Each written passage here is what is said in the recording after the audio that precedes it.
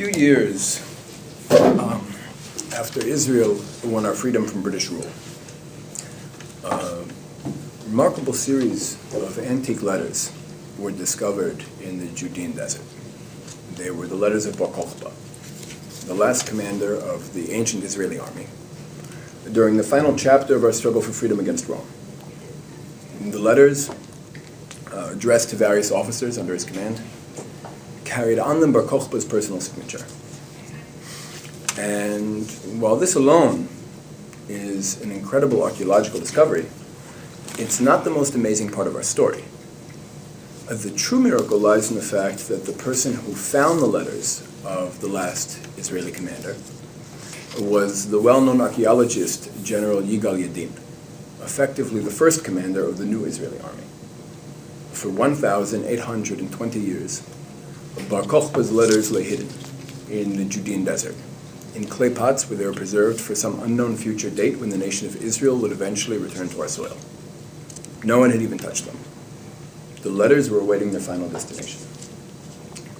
And then, as if by personal delivery, the military directives of the last chief of staff reached Israel's first chief of staff nearly 2,000 years later.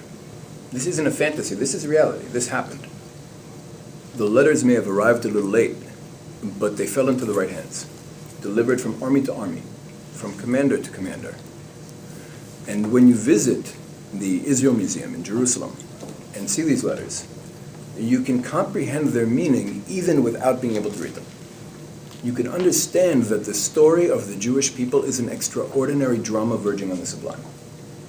And hopefully, you could even understand that that story isn't finished, and that we wouldn't have been born into one of the most amazing and climactic chapters of Jewish history if we aren't supposed to play a major role in that story. Right. But that's not the only story taking place. There's another story taking place simultaneously. Story of a people, mostly rural peasantry, living for whatever it is, hundreds of years, maybe more, in one of the backwater provinces of the Ottoman Empire, farming the land under them, usually not owning the land under them, but farming it for the absentee landlords and feeding their families with what they farm and giving what they need to give to the landlords. And then suddenly, these strange people from a faraway land start trickling into the country, these Zionists. At first, no problem. In fact, at first it's beneficial. And then there's a big war, and the Ottomans no longer rule the country. Now these funny foreigners, the British, rule the country. And while this is happening, more and more Zionists are coming. And some of them are buying the land under the peasantry from the absentee landlords. And suddenly people who've been working their lands and providing for their families from these lands for generations aren't able to do that anymore because these lands are being used for, kibbutzim and moshavim, different communities. And the British are very clever.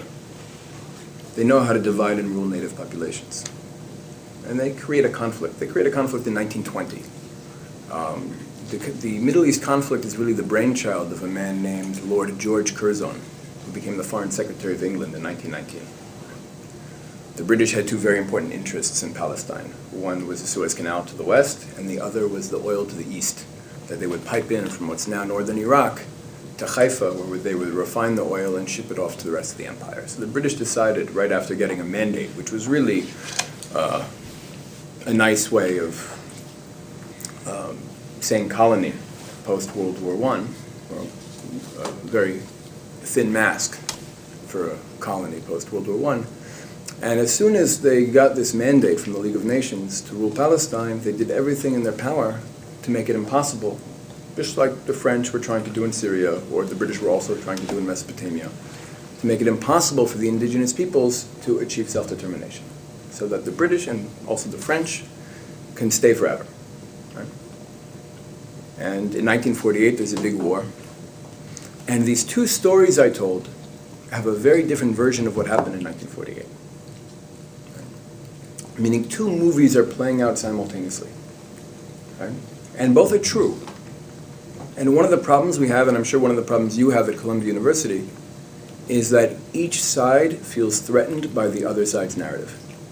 Right? That people feel that, I meet a lot of Jews, people I respect, people who care about, who have a strong national consciousness and care about advancing Jewish history, and are really active participants in Jewish history in Israel, who can't bring themselves to acknowledge the existence of a Palestinian people. Because they feel that acknowledging a Palestinian people will right away threaten their story, will right away threaten their rights, threaten their identity, will disenfranchise them in some way. And I work with a lot of Palestinians, and I know that in Palestinian society, to acknowledge the existence of a Jewish people already threatens their identity, already threatens their narrative. Because their narrative rests on the notion that Jews are not a people, we're a religion, we're a bunch of Europeans, we're colonialists. And the state of Israel is a settler colonialist state that needs to be erased, right, to make the world a better place. According to their narrative, that makes a lot of sense. According to their narrative, according to the movie they're living in, you can't compromise. There is no two-state solution, and the Palestinian street isn't interested in a two-state solution. Those who were are way past it. Because you can't compromise with people who have no right to exist. And I think it's very important, in order to my job as what's called an alternative peace activist, is to try to create a bigger movie that's inclusive enough to encompass both ostensibly rival movies. And I believe that's possible. I know it's possible because we're doing it. And you have people on both sides who are participating in this. Not just two sides, actually three sides, because our group includes not only Jews and Palestinians, but also foreign nationals, like idealistic white people who come from Europe and America to come and help the Palestinians live in Ramallah, and after a couple years, of harassing soldiers, kind of realize that the situation is a little bit different than what they saw on TV. Right? Not that the Palestinians aren't being oppressed, they are. They are living under military bureaucracy. There is an occupation. And there are walls, and there are checkpoints, and there are restrictions of freedom of movement. And it's not fair, and it's not right, and it has to stop. The status quo is not tenable. But at the same time, the West Bank is the cradle of Jewish civilization. It's where we're from. It's where our culture developed. And it's where we've aspired to return to for thousands of years. Right? And I'm not willing to compromise on that. So what do we do? I know it just hit me funny, the use of the word West Bank, the term West Bank, because that is definitely associated with a certain narrative. Yes. Well, not anymore. Fortunately or unfortunately, that's become the neutral term almost. Even though it's historically, I'll tell you, hopefully in under a minute, the history of the term West Bank. You know when it first came into use? 1968. 1950. In the Encyclopedia Britannica. Because, I relate to 1948, by the way, differently than the Palestinians do, but I also relate to 1948 differently than AIPAC or Stand With Us or, the Foreign Ministry of Israel would. I consider 1948 to be a war that we lost. And the reason why I consider it to be a war that we lost is because we lost Jerusalem, and we lost Gaza City, and we lost Hebron, and we lost Kfar Tzion, and we lost Kfar Darom, and we lost Shechem, and we lost Beit Lechem, we lost Shiloh, we lost Beit El. So how could we win a Zionist war if Zion is not in our hands? We won against the British, meaning according to British documents, according to the official British government position, they left Palestine for one reason. Do you guys know the reason? Can anybody tell me why the British left Palestine according to them? The mandate was up. No. Jewish terrorism. They left Palestine because of Jewish terrorism, and if not for Jewish terrorism, they would be in Palestine today.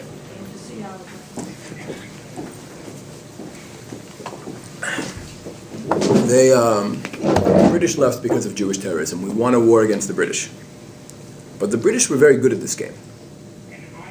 And they armed, trained, and led 2 armies into Palestine right after they left.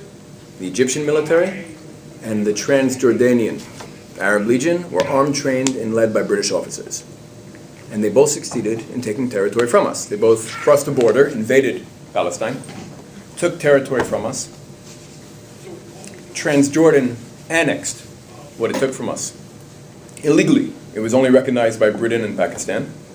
Transjordan changes its own name to Jordan, because now it's on both sides of the Jordan. And in 1950, the Encyclopedia Britannica calls Samaria and Judea the West Bank, in order to legitimize Jordan's claim.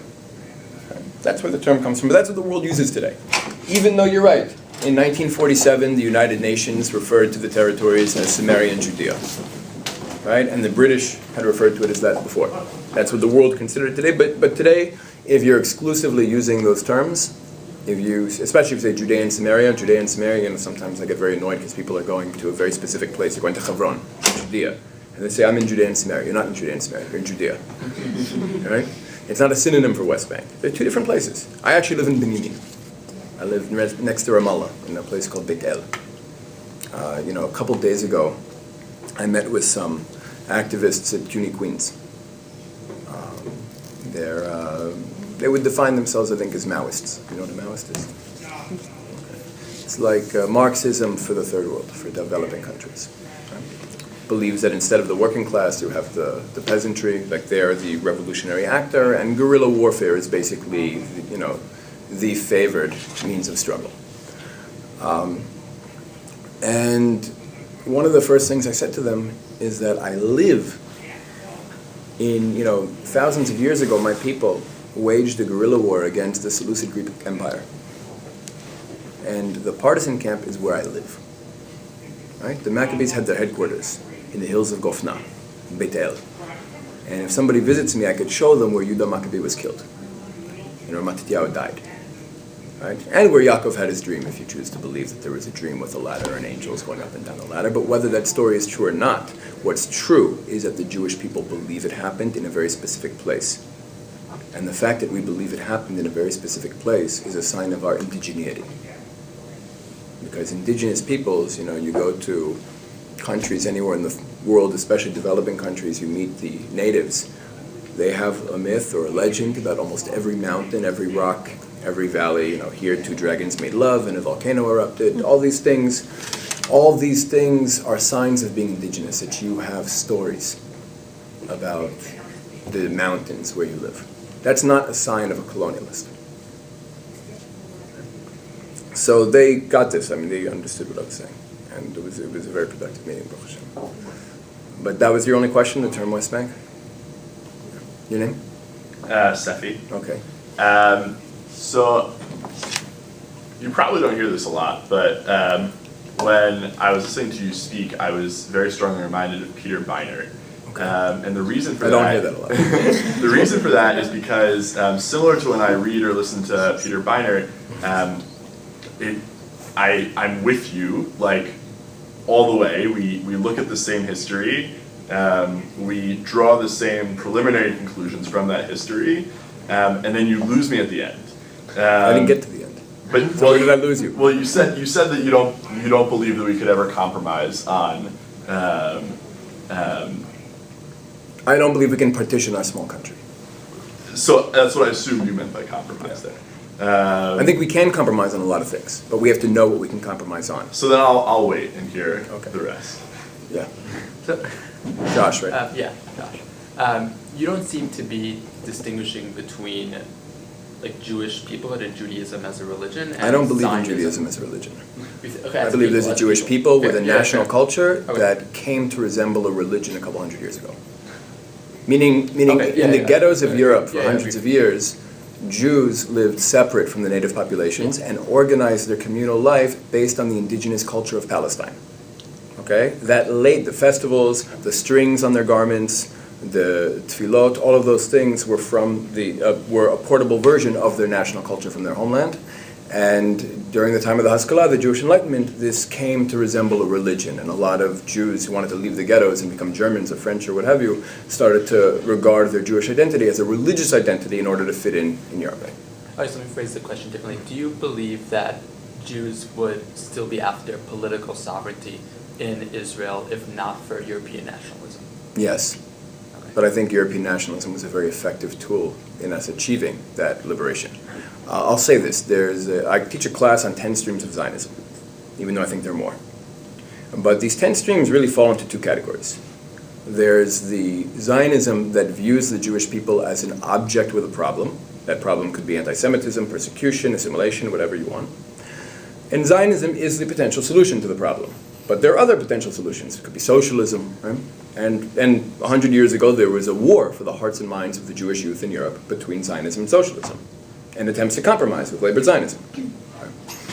But then there's another group of Zionists, the minority group. But that shouldn't deter you from identifying with them. Who see the Jewish people as a subject with desires, meaning that even if we could live happily ever after in Lithuania or New York or LA, with kosher restaurants and yeshivot and mikvaot and no assimilation and no security problems and no problems, we would still be willing to give that up and even our lives to see a Hebrew flag over Jerusalem. Because that's what we've wanted for thousands of years, and that's something worth dying for and killing for. Right? That's the minority group. But the minority group didn't just reappear 100 years ago. You know, a problem we have when we study history, our own history, is we have this big gap between Bar Kokhba and Herzl. But the reality is, almost every century, there was an attempt to restore Jewish independence to our country. There's Mar Zutra, Binyamin Ish Tveria, Shlomo Malchut, David Reuveni, Eldad Adani, even Shabtai Tzvi can be seen in this context. That over the centuries, Jews, or a small minority of Jews, have always tried to force what in religious terms we can call redemption, in secular terms we can call liberation, Jewish liberation. And basically what I'd say is that the things that Jews in these ghettos were praying for 3 times a day, once upon a time they really wanted. It wasn't just a race to Shema Kolenu. And they wanted to achieve politically.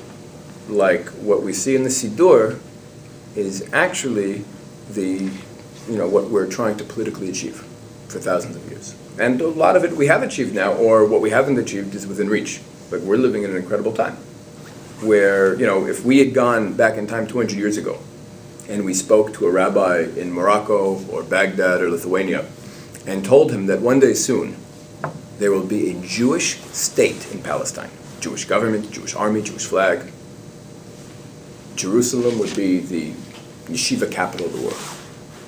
He would believe you because he'd have a mitzvah to believe you, but it would be an act of faith because what you're telling him is so far removed from his reality. It'd be like me telling you now that the dead will rise. Right? That's what it would sound like to him. Now, we think we have a mitzvah to believe that the dead will rise. So he had a mitzvah to believe that the Jews will return to their land and achieve self-determination. But it was so far, how can that happen? In the world he lived in 200 years ago. So what a rabbi would have had to struggle to believe could one day happen 200 years ago, we're taking for granted. Right? We don't even realize that we're living in a generation where faith meets reality, where the things that people had to really work on themselves to believe could one day happen is something that we take for granted completely. Now, I say Hallel on Yom Ha'atzmaut, and Yom Yisrael, with a bracha. And there's great halachic arguments on both sides, why you should, why you shouldn't. I think the halachic arguments why you should are stronger. But it's not just that I think I have a mitzvah to say Hallel on Yom Ha'atzmaut. The fact that I'm saying Hallel on Yom Ha'atzmaut, everybody knows what Hallel is? Can you define the term? Yeah, sure. Does anybody not know what Hallel is? Okay, It's a special part of the tefillot that Jews say on festivals. Like on days that we say that our God performed a miracle for us. We add this to the morning tefillot.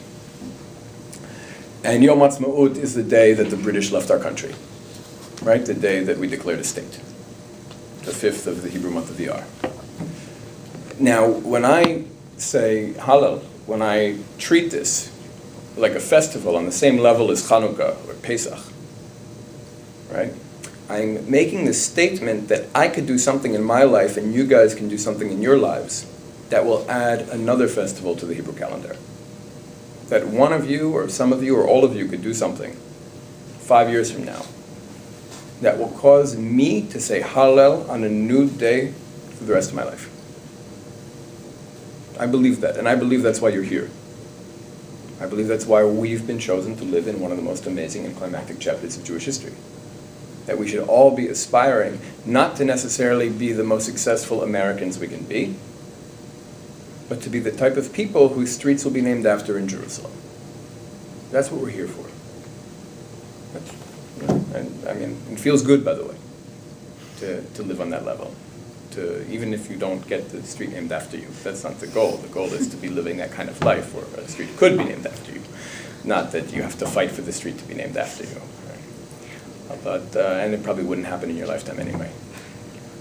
But that's the goal. Now you asked about compromise. Right. So here's the problem.